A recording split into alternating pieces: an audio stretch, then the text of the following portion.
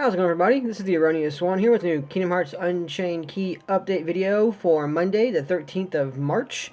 Apologies for the lighting if it's a little odd over here. I had some light bulbs go out and I haven't replaced them yet. So, from what I've seen on the screen, though, it looks actually okay. So hopefully that'll be okay for everybody else's unit as well. Okay, so let's get into this real quick, though, because we did get a lot of things happening today. First off, we did get maintenance today. It's already over. It was a not a quick, but it was a 4-hour maintenance essentially. So it's done. I assume it's just getting us ready for things like multiplayer and for the update to the game coming out pretty soon. So on and so forth. So that was kind of neat.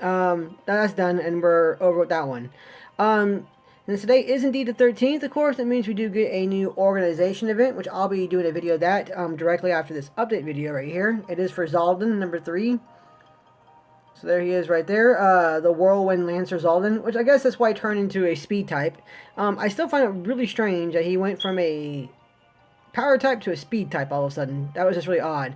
Because in the past, they were following a motif of if it was a single target metal, it turned into a AoE up to the point. But then I guess Zigbar also broke that mold too.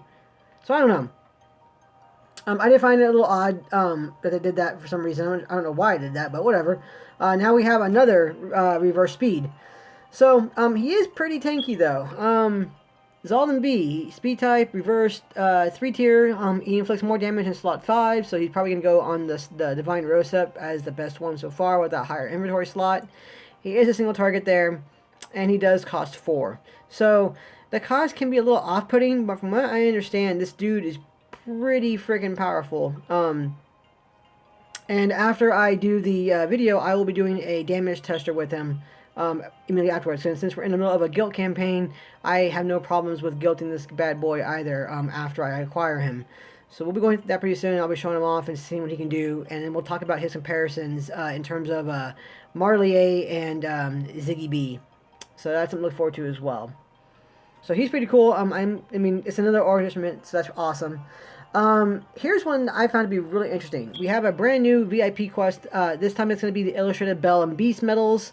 So it's not an add-on to the other one we had. That one was a Sweetheart Prince and Belle, the human version of the Prince and the Belle, that only increased your HP a little bit, and it did something else too, I think, but nothing too amazing. This one, though, is very different. As it was with the Minnie and Daisy medal, it is attached to a 1400 jewel event, essentially. So it's like a VIP medals and 1400 jewels you can get a hold of. As with the last one, too, I've already completed this one. I'm not going to do it on video because it was very basic. I mean, all the enemies are level 25s. All the objectives are the same, which is defeat 2 of the bag of coins and to, I think to complete out a continue. Pretty sure. But it's basic, so I didn't do that on video. I'll do a guilting one of it afterwards, because we will get 8 of them. So I can guilt one time, and I think the guilting event will be over by the time next week happens. We get the other one, unfortunately, but we'll see. But I may save that last roll in there for another guilting event later on. Hopefully in April with... the anniversary events. But either way, this is behind the VIP paywall. Unfortunately, you do pay your 15 bucks. The only plus side is that instead of only getting 3,000 jewels, you're essentially getting 4,400 jewels. So that's not too terrible. And you're getting a tier 5 medal, essentially, to guilt, essentially for $30. So that's not too bad. It's not a huge one. If you guys need to pass it up, you guys can pass it up. The only reason I would say not to pass it up if you're able to. I mean, if you're able to afford it and it won't impact you from saving for your anniversary pulls, I would actually kind of go for him. It is an upright power one, but again, it is a tier 5 and it deals 5 extremely powerful hits, and it raises his strength by 3 tiers for 1 turn, and it removes the target stats effects. It is AoE and it is a 5 cost. The cost is off-putting. It's a 5 cost. But what it does is actually pretty damn good. It is a ×3 general strength buffer. It is AoE. And it also removes target stats effects. So, honestly, I am not sure why a person or why people wouldn't use this medal instead of like Belle or Alice. If you have access to this one. to remove sound effects. So not only, for instance, if you're using like, you know, SP cost 1 and SP cost 2 would actually be a really good choice for this medal considering its cost. That way, you can get the buffer on there, you can use it for cheaper, and you not only do you get your ×3 strength buffer outright, but you also remove any of a target stats effects. That's, I mean, honestly, I'm probably going to end up using this one more often than not. Like, I will take off, like, you know, Illustrated Kyrie or Sebastian or Ariel Flounder, and I will use this medal instead, more than likely, if I need to have a status removing medal in place. It is a very good option for that if needed, especially with the SB1 or an SP2 on it. So I'm duly impressed with this medal. It's a very good VIP medal to put behind a paywall. I mean, like, again, it is behind a paywall, but it's not behind an insurmountable paywall. You're going to get a guaranteed tier 5 gilt by paying $30. Plus, you'll be getting 4,400 jewels altogether. So that's already going to be 8,800 jewels. It'll put you 2,000 jewels. No, yeah, 200 jewels away, which you can easily get from your daily logins from 3 pulls, essentially. So you pay $30. You're essentially getting 3 pulls out of that. That's not too bad. It's actually pretty good. So for this one, I don't see a downside really to pulling from it unless it's really going to impact you guys pulling for anniversary. If you guys are saving your resources for the anniversary event coming up next month, then I would probably keep on saving that one. If that would pull from that from those resources you guys have.